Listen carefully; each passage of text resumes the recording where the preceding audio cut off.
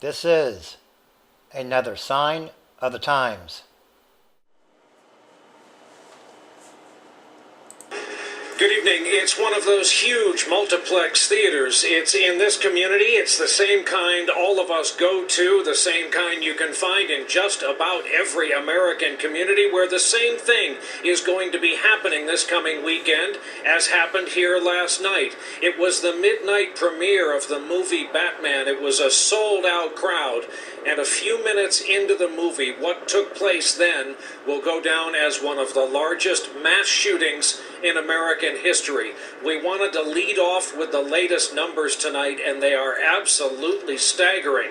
71 people were shot in this incident, 12 of them dead. We have 59 wounded, and some of the wounded are struggling with critical injuries. The suspect in this case has been identified as a 24-year-old PhD candidate, University of Colorado, said to be a San Diego native to start off with, James Egan Holmes. He arrived, apparently, according to police, after much planning.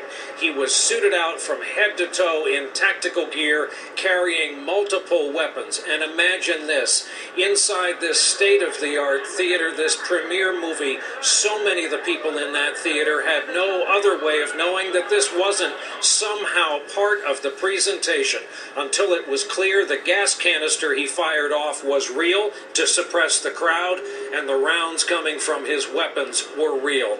Our team is here assembled to cover this story. Let's begin with what happened with NBC's Miguel Almaguer. 3:15 and 3:14 for a shooting at Century Theaters.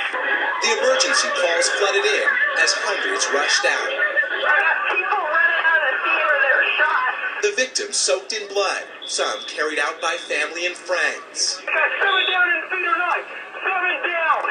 Police say the gunman, 24-year-old neuroscience graduate student James Holmes, wore body armor and was armed with an assault rifle, a 12-gauge shotgun, and 2 Glock handguns. Minutes into the Batman movie, he opened fire. With his hair dyed a reddish orange, he told police he was the Joker.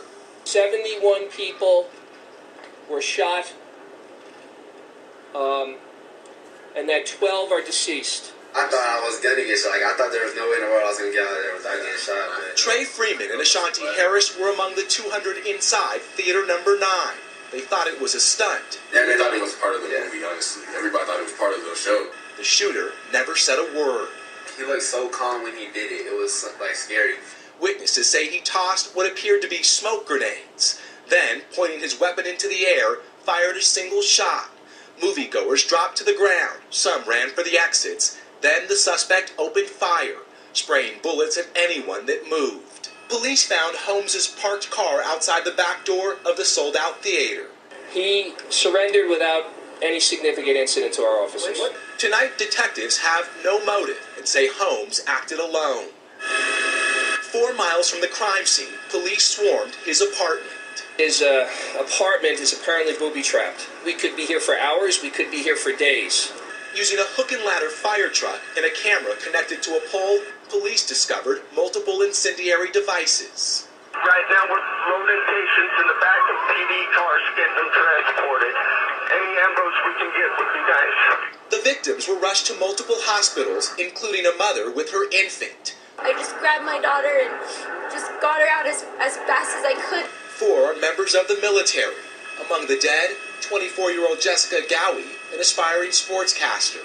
Brittany Jackson considers herself lucky. She gave her movie ticket away when she became ill and was in the hospital when victims started pouring in. There are people unconscious, people bleeding. I saw one bed go past. A poor guy had blood caked all over his face. Tonight, Colorado's 3rd largest city is in shock, a community grieving. Miguel Almaguer, NBC News, Aurora, Colorado. May the Lord rest their souls. Everything is connected, and everything is numbered.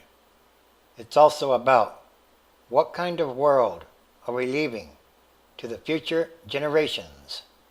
And that should be a very important question to ask. And these are more signs.